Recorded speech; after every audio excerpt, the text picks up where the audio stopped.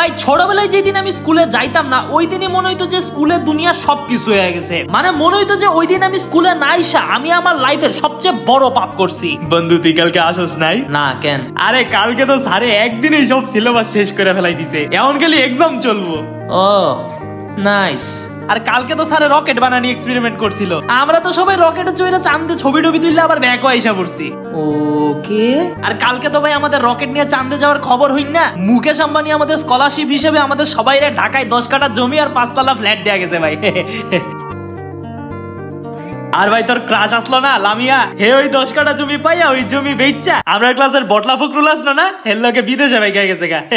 কয়দিন পরে এর বিয়া।